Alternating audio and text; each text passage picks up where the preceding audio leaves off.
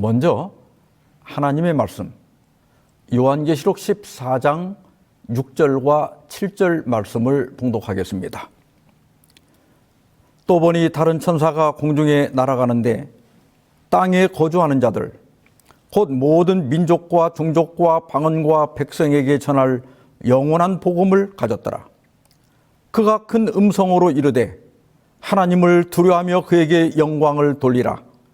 이는 그의 심판의 시간이 이르렀음이니 하늘과 땅과 바다와 물들의 근원을 만드신 이를 경배하라 하더라. 오늘은 재림교회의 6대 기둥교리 중 세 번째 기둥인 세천사의 기별에 대해서 말씀드리고자 합니다. 타이타닉호의 비극에 대해서 잘 아시죠? 타이타닉은 북대서양 항로 인근에 빙산 및 유빙이 있다는 무전을 여러 번 받았습니다. 4월 11일에 6번, 12일에는 5번, 13일에는 3번, 그리고 사고가 나던 14일에도 7번의 경고를 받았습니다. 그러나 2명의 통신사들은 승객들의 전보 업무에 쫓기고 있었고 이때쯤 늘 있는 일이라서 대수롭지 않게 여겼습니다. 결국 타이타닉은 빙산과 충돌했고 그 결과 약 1,500명 이상이 사망하는 대참사가 일어났습니다. 이 사고는 경고를 무시한 결과가 얼마나 참혹한지를 보여주고 있습니다. 성경에도 이 세상에 보내는 마지막 경고가 있습니다.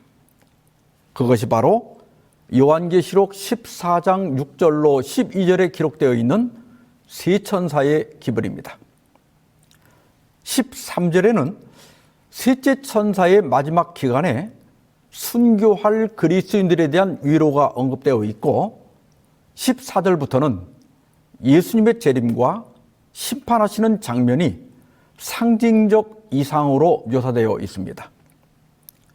이것은 세천사의 기별이 그리스도의 재림 직전에 세상에 보내는 마지막 경고라는 것을 의미합니다. 특히 재림교회는 세천사의 기별을 전파하는 것을 사명으로 받아들이고 고백하는 교회입니다. 따라서 우리는 세천사의 기별을 확실히 알아야 하고 또 전해야 합니다. 세천사의 기별을 40분 남짓한 시간에 다 다룰 수는 없습니다. 그리고 유튜브에서 첫째 천사의 기별, 둘째 천사의 기별 이렇게 검색을 하면 제가 설교한 내용들이 있습니다. 오늘은 세천사의 기별이 잘 정리된 현재의 결론적 주석보다는 초기에 어떻게 이해되고 어떤 과정을 거쳐 정리되었는지를 역사적 과정을 따라 말씀드리고자 합니다. 좀 더 자세한 공부를 하고 싶은 분은 진례불 선교에서 발행하는 변화 잡지 68호와 69호를 아래 전화번호로 신청해서 읽어보시기 바랍니다. 처음에 봉독했던 요한계시록 14장 6절로 7절 말씀은 첫째 천사의 기별입니다. 이 기별은 윌리엄 밀러에 의해 1831년부터 전파되기 시작했습니다. 그러나 밀러와 그의 동역자들은 자신들이 첫째 천사의 기별을 전하는지도 몰랐고 관심도 갖지 않았습니다. 그들은 첫째 천사가 영원한 복음을 전파하는 것은 18세기 말부터 시작된 선교사 파송과 성경 보급을 의미한다고 생각했습니다. 그리고 둘째 천사의 바벨론이 무너졌다는 기별은 1798년 교황 비오 6세가 프랑스 혁명군에 생포되어 옥사한 것이고 그 후에 복음이 신속하게 전파되기 시작했다고 생각했습니다. 그리고 셋째 천사의 기별은 자신들이 재림운동에서 전하고 있는 밤중 소리, 곧 보라 신랑이로다 맞으러 나오라는 기별을 의미한다고 생각했습니다. 그러다가 1840년을 전후로 밀러 운동은 큰 전환점을 맞게 됩니다. 1938년 밀러의 동역자인 조사이어 리치 목사가 요한계시록 9장 15절에 연월일시를 해석하고 오스만 제국이 1840년 8월 11일에 무너질 것이라고 예언했습니다. 그런데 놀랍게도 바로 그날에 오스만 제국이 독자적 권력을 잃어버리고 유럽 열강의 보령으로 전락하는 사건이 일어납니다. 리치의 예언 해석이 성취되자 밀러와 그의 동역자들은 자신들이 전하고 있던 예언 해석의 정확성에 더 큰 확신을 갖게 됩니다. 그리하여 1842년경부터 밀러주의자들이 발행하는 간행물과 설교자들은 자신들이 첫째 천사의 기별을 크게 외치고 있다고 선언하게 됩니다. 첫째 천사의 기별에서 여기 천사는 원문에 앙겔로스인데 천사라는 뜻도 있지만 여기서는 메신저, 즉 기별을 전파하는 사람을 의미합니다. 누구든지 새 천사의 기별을 전하면 그가 곧 앙겔로스입니다. 그리고 첫째 천사가 공중을 날아간다는 것은 이 기별의 전파와 사업이 세계적인 것을 의미합니다. 첫째 천사의 기별을 전하기 시작한 것은 윌리엄 밀러와 그의 동역자들이었습니다. 우리 재림교회는 첫째 천사의 기별을 이어받아 완성하는 교회입니다. 그래서 1874년에 첫 선교사 앤드루스를 유럽에 파송한 이래 모든 민족과 종족과 방언과 백성에게 재림 기별을 전해왔습니다. 최근 재림교회 세계선교 현황을 보면 유엔이 인정하는 235개국 중에 재림교회가 설립된 나라는 212나라입니다. 재림기별은 출판물을 합쳐서 약 900개의 언어로 전파되고 있고 신도 수는 2,278만 5천 명입니다. 단일 교단으로는 네 번째로 큰 교단입니다. 그리고 하루에 4,000명이 넘는 사람들이 매일 재림교회에 입교하고 있고 전 세계 80억 인구 중에 351명당 1명이 재림교인입니다. 이러한 통계들은 재림교회가 첫째 천사의 기별을 성취하고 있다는 것을 보여주고 있습니다. 첫째 천사의 기별의 핵심은 그의 심판의 시간이 이르렀다는 겁니다. 밀러는 이 심판을 예수님의 재림으로 해석했습니다. 그래서 1840년부터 1844년 가을까지 재림 운동을 통해 첫째 천사의 기별을 전했습니다. 대실망 후에 실망을 푸는 열쇠를 찾아낸 사람은 오웬 크로지어입니다. 그는 데이스타 엑스트라지에 1846년 2월 7일자에 모세 율법이라는 기사를 게재했는데 그는 거기서 이렇게 말했습니다. 다니엘 8장 14절에 그때의 성소가 정결하게 되리라는 예언과 첫째 천사에 하나님을 두려워하며 그에게 영광을 돌리라. 이는 그의 심판의 시간이 이르렀음이니라는 기별은 모두 그리스도께서 지성소에서 수행하시는 봉사, 즉 조사 심판을 가리키며 그분의 가시적 재림을 의미하는 것이 아니다.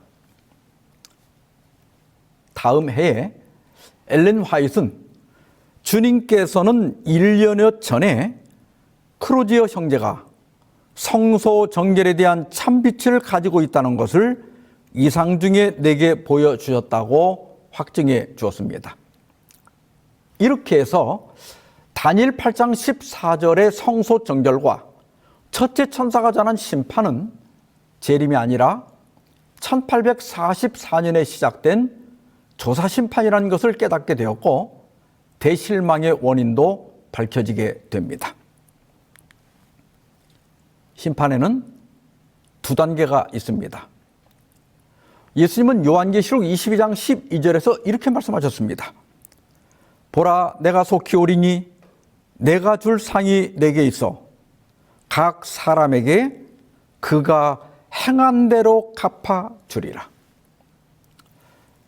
행한 대로 갚아주는 것은 집행심판입니다.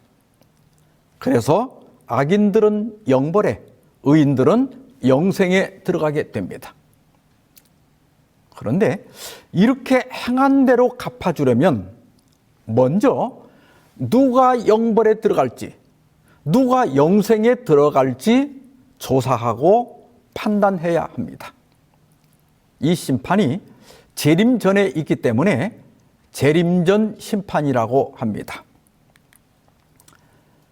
다니엘 7장 9절과 10절에는 이 심판이 시작되는 장면을 아주 사실적으로 묘사하고 있습니다.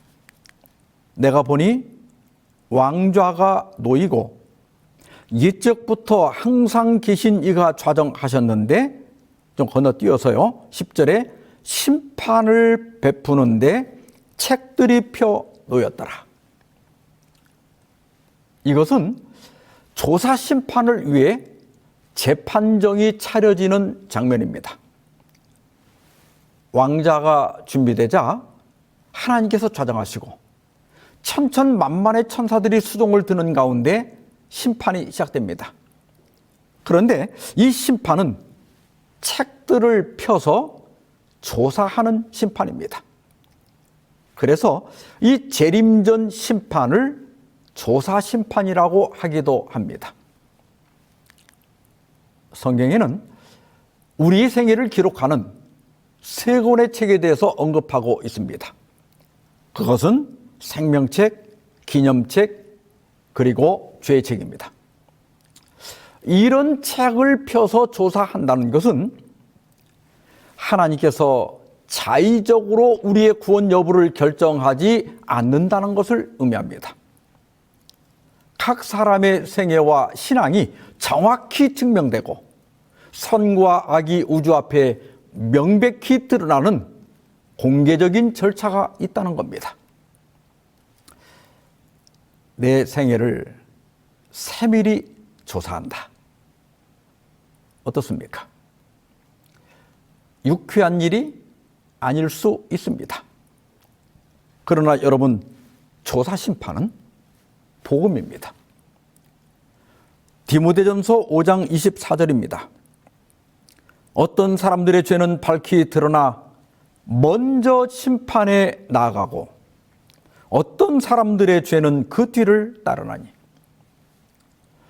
먼저 심판에 나아간다는 것은 최종 판결을 하기 전에 고발된 장로들의 죄와 장로 후보자들의 이력을 조사하는 것을 의미합니다.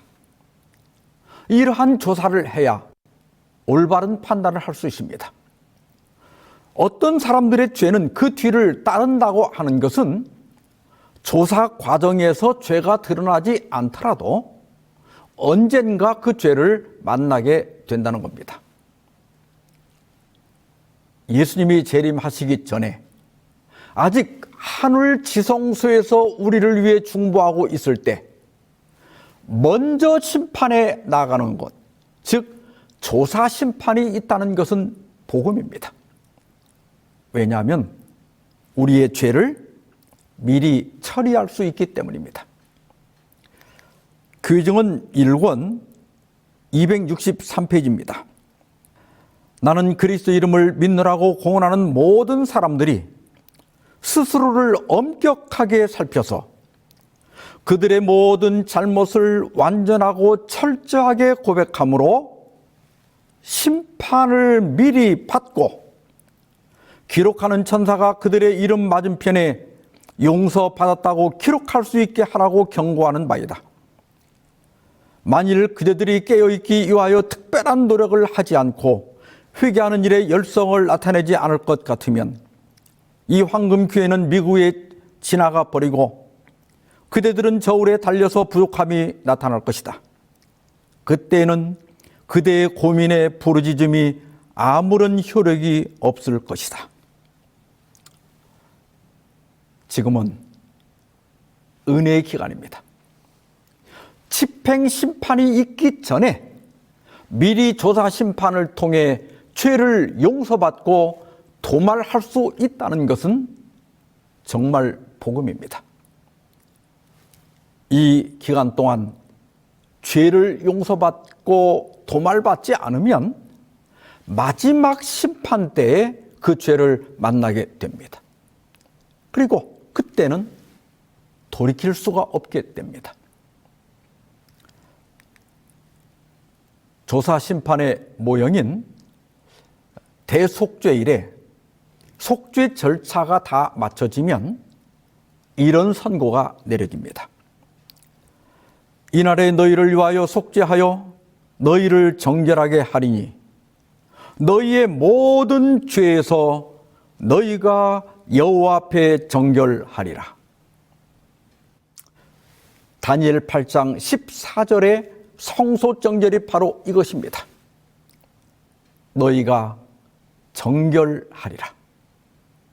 이 얼마나 위로가 되고 다행스러운 말씀입니까? 오늘도 은혜의 보좌가 활짝 열려 있습니다.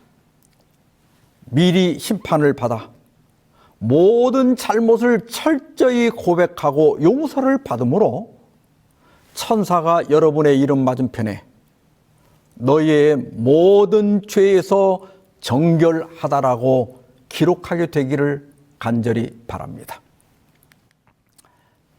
첫째 천사의 기별에 안식일 기별이 포함되어 있지만 이것은 나중에 셋째 천사의 기별이 성취될 때 깨닫게 되기 때문에 셋째 천사의 기별을 다룰 때 말씀드리겠습니다. 그 다음은 둘째 천사의 기별입니다. 또 다른 천사 곧 둘째가 그들을 따라 말하되 무너졌도다 무너졌도다 큰 성 바벨론이여 모든 나라에게 그의 음행으로 말미암아 진노의 포도주를 먹이던 자로다 하더라. 1830년대 초 윌리엄 밀러와 동역자들은 바벨론을 오랫동안 개신교가 지목해왔던 로마 가톨릭 교황권으로 이해했습니다. 그러나 밀러가 예고한 1843년이 가까워지자 재림 신자들은 더 열심히 전도했고 교회들의 반대와 탄압도 더 강해졌습니다. 1841년에는 폭도들이 집회 장소에 난입하고 1842년에는 재림 운동에 가담하는 사람들에게 제재가 가해지고 설교를 금지시켰습니다. 특히 1843년이 되자 밀러의 반대에도 불구하고 재림의 날짜를 정하는 사람들이 많아졌습니다. 그런데 뉴욕 헤럴드 신문에서 예수께서 십자가에 달리신 33년 4월 3일에서 2300주야의 남은 기간인 1810년을 합친 1843년 4월 3일 재림설이 보도되면서 흥분이 크게 따르게 됩니다. 그러나 그날이 아무 일도 없이 지나가고 또 밀러가 말한 4월 18일도 지나가자 각 교회는 재림 운동에 가담한 사람들을 제명하고 출교하기 시작했습니다. 당시 재림 운동 지도자들은 별도의 교파를 만들 생각이 없었고 자기가 속한 교회를 다니면서 재림기별을 전하게 했습니다. 그러나 재림기별 자체를 가르치거나 전하지 못하게 하고 재림을 믿는 신자들이 소속 교회로부터 출교를 당하게 되자 개신교회까지 바벨론에 포함시키는 개념이 서서히 형성되어 갔습니다. 1844년 여름 찰스 피치 목사는 내 백성아 거기서 나오라는 제목으로 설교를 했습니다. 그리고 말하기를 형제들이여 바벨론은 오늘도 살아 있습니다. 그리고 그 바벨론은 재림의 복음을 거절하고 세속적 평안함에 안주한 개신교의 그 자체입니다. 내 백성아 거기서 나오라고 외쳤습니다. 그의 설교는 강렬한 반응을 불러일으켰고 그의 설교문은 인쇄되어 널리 배포되었습니다. 각 시대 대쟁투 376페이지입니다. 하나님의 말씀에 증거가 압박을 당하고 예언을 연구하던 그들의 권리가 박탈당한 것을 깨닫게 되자 그들은 그 사람들의 말에 복종할 것이 아니라 하나님께 충성하여야 할 것을 느꼈다. 그들은 하나님의 말씀의 증거를 막으려는 자들을 진리의 기둥과 터가 되는 그리스도의 교회를 구성하는 자들이라고 볼 수 없었다. 그리하여 그들은 본래 속해 있던 교회에서 떠나는 일을 정당하다고 생각하였다. 1844년 여름에 5만 명의 교인들이 여러 교회에서 나왔다. 예언적으로 볼 때 개신교회는 1844년 여름에 무너졌습니다. 그 이유는 첫째 천사의 기별을 거절했기 때문입니다. 이 무너짐이 두려운 이유는 불가역적이라는 데 있습니다. 요한계시록 18장은 이 무너짐이 점점 심화되어서 마침내 교회가 귀신의 처소가 될 것을 예언하고 있습니다. 요한계시록 18장 2절입니다. 힘찬 음성으로 외쳐 이르되 무너졌도다 무너졌도다 큰 성 바벨론이여 귀신의 처소와 각종 더러운 영이 모이는 것과 각종 더럽고 가증한 새들이 모이는 곳이 되었도다. 개신교회는 로마 교회 주일 예배, 영혼 불멸설, 영혼 지옥설 등을 그대로 물려받았습니다. 영혼 불멸설은 강진술의 발판이 됩니다. 사탄은 성령을 믿는다고 고백하는 거짓 목사나 부흥사들을 통해 병을 고치거나 초자연적인 이적을 행할 겁니다. 또한 죽은 영혼들을 불러내 그들이 전해주는 거짓 교리들을 가르치는 일까지 벌어질 겁니다. 사탄은 자기를 광명의 천사로 가장하여 교회를 장악할 겁니다. 그렇게 해서 배도한 교회는 귀신의 처소가 될 겁니다. 요한계시록 18장 4절에는 마지막 때에 바벨론에 머물러 있는 하나님의 백성들을 불러낼 늦은비 성령 운동이 일어날 것을 예언하고 있습니다. 또 내가 들으니 하늘로부터 다른 음성이 나서 이르되 내 백성아 거기서 나와 그의 죄에 참여하지 말고 그가 받을 재앙들을 받지 말라. 우리는 바벨론 가운데 머물러 있는 하나님의 백성들을 불러낼 사명을 가진 교회입니다.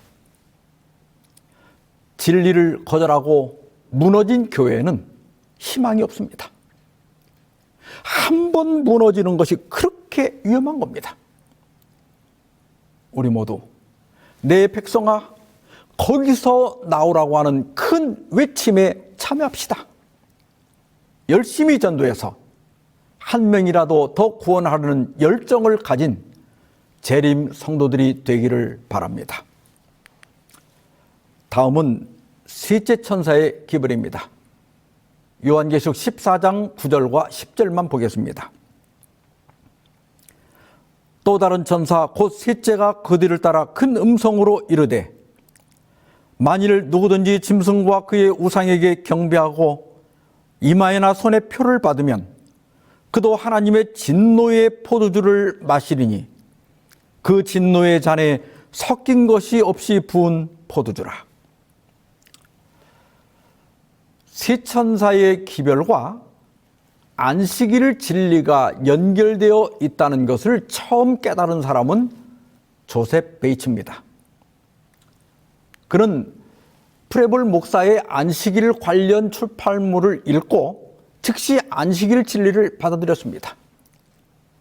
그 후에 그는 더 깊이 연구하여 1846년에 제7일 안식일을 영원한 표징이라고 하는 책에서 제7일 안식일이 창조와 구속의 영원한 표징이라는 사실을 밝혀냈습니다. 그 다음에 1월에 개정판을 내면서 당시 안식일 준수 재림 신자들에 의하여 셋째 천사의 기별이 전해지고 있다고 하였습니다.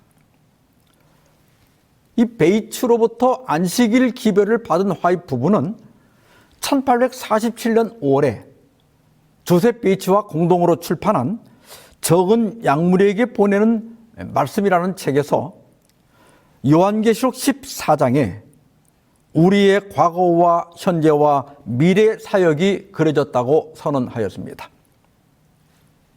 그 후에 앤드루스 목사가 세 천사의 기별을 체계적으로 주석했고 우리아 스미스에 의해서 교리체제가 완성되었습니다. 세 천사의 기별과 안식일 진리와의 관계를 정리하면 이렇습니다. 첫째 천사의 기별, 창조주를 경배하라는 것은 안식일을 기억하여 거룩하게 지키라는 의미이다. 둘째 천사의 기별, 바벨론이 무너졌다는 선고는 진리를 거절하는 것과 계명의 변경을 경고한다. 셋째 천사의 기별, 짐승의 표를 받지 말라는 것은 안식일을 지키는 것이 마지막 시대의 신앙적 시금석임을 강조한다. 첫째 천사는 하늘과 땅과 바다와 물들의 근원을 만드신 이, 즉 창조주를 경배하라고 외칩니다. 이것은 마지막 선악간 대쟁투의 초점이 경배와 관련되어 있음을 나타냅니다. 어떻게 하는 것이 창조주 하나님을 경배하는 걸까요? 이 경배하는 방법이 십계명의 넷째 계명에 나타나 있습니다. 8절에 안식일을 기억하여 거룩하게 지키라. 그렇게 할 이유가 무엇입니까? 11절에 이는 엿새 동안 나 여호와가 하늘과 땅과 바다와 그 가운데 모든 것을 만들고 일곱째 날에 쉬었습니다. 이 두 성경절을 비교해 보면 창조주를 경배하는 것은 곧 안식일을 기억하여 거룩하게 지키는 것이라는 것을 알 수 있습니다. 왜냐하면 안식일은 창조의 기념일이기 때문입니다. 셋째 천사는 짐승과 그의 우상에게 경배하고 이마에나 손에 표를 받지 말라고 경고합니다.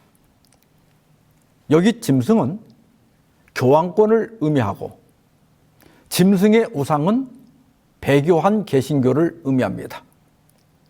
그리고 짐승의 표는 제7일 안식일 대신 사람이 만든 주일 예배를 강제하는 것, 곧 일요일 법령을 의미합니다. 요한계시록 13장에서 땅에서 올라온 짐승은 바다에서 올라온 짐승과 그의 우상에게 경배하라고 강요합니다. 이에 비해 14장의 첫째 천사는 창조주 하나님을 경배하라고 외칩니다. 경배 논쟁입니다.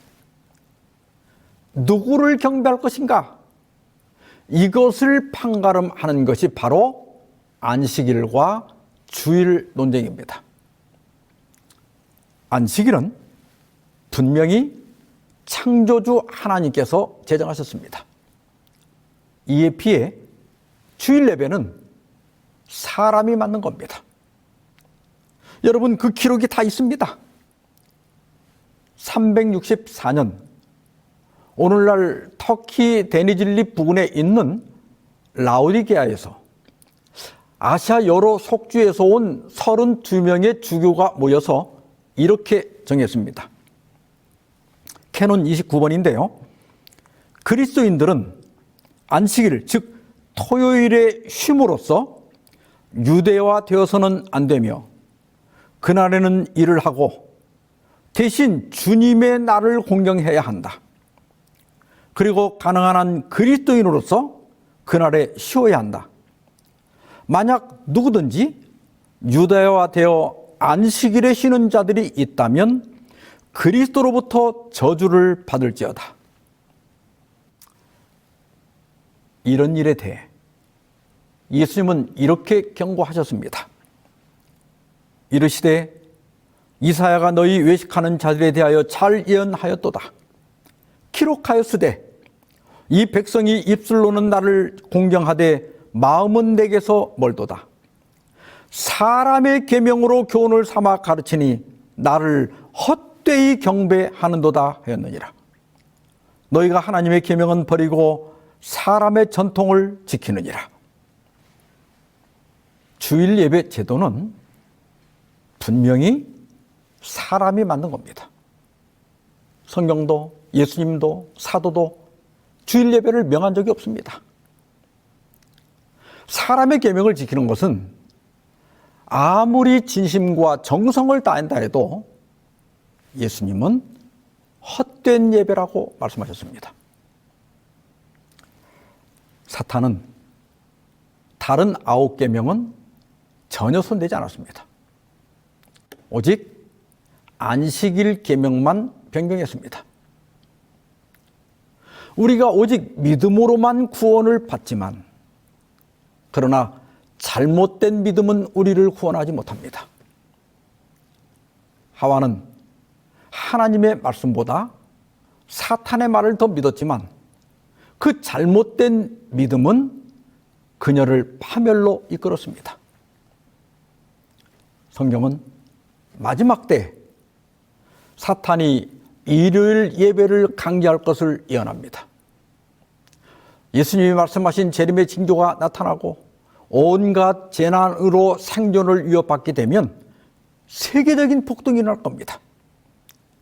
그러면 정치는 교회의 도움을 구하게 되고 정치 위에 군림한 교회가 국회를 움직여 주일 예배를 강제하는 법을 만들 겁니다. 그때에는 모든 것이 분명해집니다.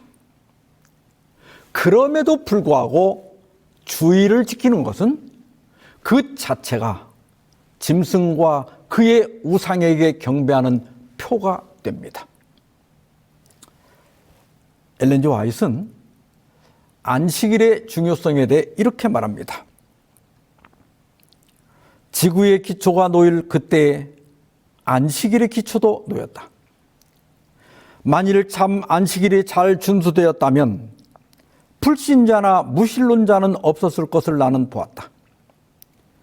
안식일의 준수는 이 세상을 우상 숭배에 빠지지 않도록 보호하였을 것이다. 넷째 계명은 짓밟혔다. 그러므로 우리는 율법에 훼손된 것을 수리하고 안식일의 신성성을 회복시키도록 부름을 받았다. 우리 모두 훼손된 안식일을 회복하는 첫째 천사들이 되기를 바랍니다. 주일 예배의 위험성을 경고하는 둘째 천사가 되기를 바랍니다. 안식일을 기억하여 거룩하게 지킴으로 짐승의 표를 받지 말라고 알리는 셋째 천사가 되기를 바랍니다. 세 천사의 기별을 도표로 정리하면 다음과 같습니다. 첫째 천사의 기별은 1840년부터 1844년 가을까지 밀러의 재림 운동으로 1차 성취되었지만 재림교회 재림운동을 통해 더 완성된 조사심판과 안식일, 재림기별이 전파되고 있습니다. 둘째 천사의 기별은 1844년 여름에 1차 선포되었지만 무너진 기독교의 배도는 점점 심화되어 마침내 귀신의 처소가 될 겁니다. 늦은 비 성령을 받고 바벨론 가운데 하나님의 백성들을 불러내는 것이 우리의 사명이라는 것을 기억해야 합니다. 셋째 천사의 기별은 1844년부터 재림교회의 재림운동에 의해 전파되고 있습니다. 안식일을 높이고 짐승의 표를 경고하는 것이 재림신앙의 핵심입니다. 사랑하는 재림성도 여러분, 쇠천사의 기별은 거대한 종말시계가 아니라 상천한 세상을 치유하기 위한 하나님의 처방전입니다. 첫째 천사는 창조주 하나님께서 죄로 망가진 이 지구와 우리를 회복시키기 위해 수술을 시작하셨다고 알립니다. 둘째 천사는 무너진 교회를 떠나 진리로 나오라고 호소합니다. 셋째 천사는 사람의 계명을 따르는 일의 위험성을 경고하면서 제7일 안식일을 지킴으로 하나님 편에 분명하게 서 있으라고 호소합니다. 우리가 바로 새 천사입니다. 우리가 전하는 재림기별이 곧 새 천사의 기별입니다. 우리는 마지막 경고의 기별을 전할 책임을 맡았습니다. 더욱 힘써 땅끝까지 새 천사의 기별을 전파합시다. 인자야, 내가 너를 이스라엘 족속의 파수꾼으로 세웠으니 너는 내 입의 말을 듣고 나를 대신하여 그들을 깨우치라. 기도하십시다. 자비하신 하나님, 마지막 때에 저희를 새 천사의 기별자로 불러주셔서 감사합니다. 먼저 심판을 받기 위해 은혜의 보좌로 나가오니 주님의 보혈로 저희의 죄와 허물을 씻어 도말하시고 기록하는 천사로 하여금 저희가 용서받은 사실을 분명하게 기록하게 하여 주시옵소서. 창조주 하나님을 잊어버린 세상에서 안식일을 통해 하나님을 높이게 하시고 사람의 계명으로 헛된 예배를 드리는 주의 백성들을 구원하는 시천사가 되게 하여 주시옵시기를 예수님의 이름으로 간절히 기도하옵나이다. 아멘.